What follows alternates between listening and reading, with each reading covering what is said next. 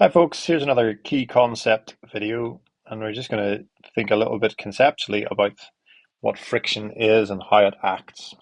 So we know that friction is something which happens with objects sliding across surfaces or objects sliding against other objects. And kind of prototypical example of this, we have some block of some mass. So we can draw the force due to gravity here. So we have mg, which is the weight of this block, the mass times the acceleration due to gravity. And we know due to Newton's third law that we have this normal force, which is the reaction, which is equal and opposite to the weight. And we usually depict friction as, we draw an arrow kind of coming from the bottom of the block here to depict the fact that this is acting kind of along the surface. But there's a couple of things that we just need to watch out for with friction. So if we want to characterize this force, you might be familiar with, and indeed we discussed in the lectures, the idea that we have this coefficient of friction, which is this dimensionless quality. I'm trying to write while I'm talking, coefficient, okay, of friction. It's a dimensionless quality, and what it measures is essentially the ratio of the frictional force and the normal force. Okay, so that's why it's dimensionless, because these are both forces, so the units cancel out here and we get this dimensionless quantity. But what's tricky about this is that we are also given other quantities. So this is the mu, the coefficient of friction.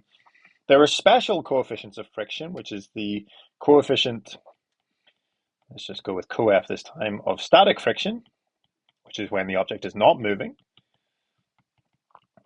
and mu k, which is the coefficient of kinetic friction,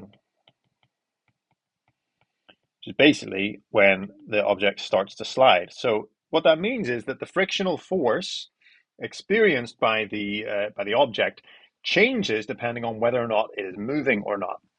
The reason this is tricky is we now have three different quantities. We just have mu, which is the coefficient of friction, which is the ratio of these two forces. We have this specific quantity related to the static friction, and this other specific quantity which is related to the kinetic friction. And the reason that this is tricky is because if we look at this scenario here and we apply what we know about Newton's laws, looking at this, the only force acting in this x direction, so draw on some axes here, the only force acting in this x direction is the force due to friction. But we know from observing things at rest that they don't just shoot off in random directions based on friction, right? They stay still. So what's balancing this frictional force? Well, the answer is nothing, right? The frictional force in this scenario is actually zero. And that's because for static friction, so when something is not moving, the size of this force is proportional to the other forces which are acting to cause motion. So let's see what that means. Let's try and characterize this force entirely. So what can we say about friction? Well, what direction does friction act in? Well, we can see that it's going to act along the surface. So another way of saying that is that it acts perpendicular to this normal direction. Okay, that much is obvious because normal is defined as perpendicular to the surface and friction always acts along the surface. So that's fine. So that basically tells us the orientation of friction, but in what direction does it act? Well, it always acts to resist motion. So it acts in the opposite direction. So because nothing is acting on this block presently to cause it to move, this frictional force, we can't actually say what direction it is pointing in. So, and this brings us to the third point, which is that the size of this static friction, the size of this static frictional force rather, is proportional to the driving forces.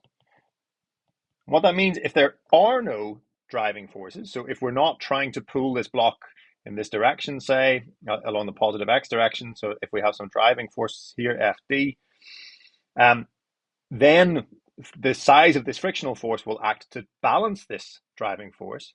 But if we don't have this driving force, then this frictional force goes away. So how do we reconcile that in the mathematics? Well, the way we reconcile that is to recognize that this coefficient of friction here not the static coefficient of friction, not the kinetic coefficient of friction, but the general coefficient of friction is zero because the frictional force is zero. And this is where people get confused about this. In general, we learn this as the frictional force is equal to mu times n. And because of that, you might be fooled into thinking that we just put in, if it's not moving, we put in mu s times n. But of course, that can't be the case because then we would have forces acting on this even when the object is not trying to move. This is the definition of the coefficient of friction. And so if the frictional force is zero because there is no other forces trying to drive our object, then the coefficient of friction goes to zero as well. The normal force, of course, is constant. So in this scenario, at least, so we don't need to, so that can't go to zero, but this mu does go to zero. So where does this come in then? Where does this mu s, where does that become important? Well, really, you can think of this as the limit. So basically, we start applying some force here, our driving force, to move this object. And when we get right to the limit of when this object is about to start moving, that is mu s. So when these forces are finally balanced, and we have Fd equal to Fr, that is the definition of this static coefficient of friction. So quite often you will see in questions, it will state right at the point when the object is about to move, and then it asks you to kind of solve for the frictional force or the tension in the rope or whatever it might be. So that's the static coefficient of friction. This kinetic coefficient of friction as well, then this kicks in as soon as it starts to move.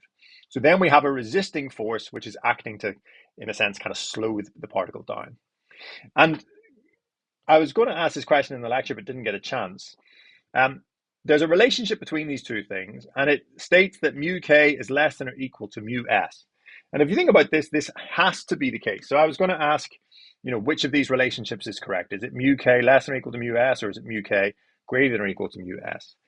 And it has to be this one, okay? And you might just know this because you've kind of learned the material.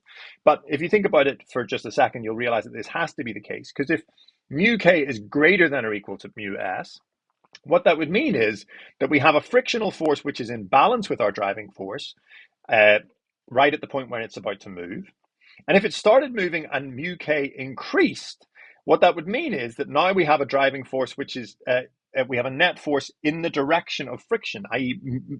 Operating against the driving force.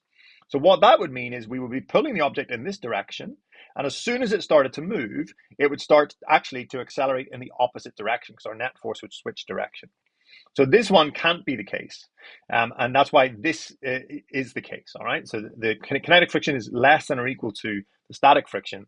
What that means is that we are sort of applying a force to try and get this object to budge, and as soon as it starts to move, then the force either remains at the same level, so it has the same magnitude as it did, or it decreases because this we now have a mu k which is less than mu s in that case. So these are the key concepts. What you need to know for actually solving questions are these formulas, okay? So basically, this formula is the one you will actually use when it comes to solving the questions, but just keep an eye out for whether or not an object is moving or not, and that will allow you to determine which of these two specific values you use. This will almost never get used in questions, but it's worth bearing in mind that this is a sort of continuous case, such that the size of this frictional force actually varies depending on what force is trying to drive our system.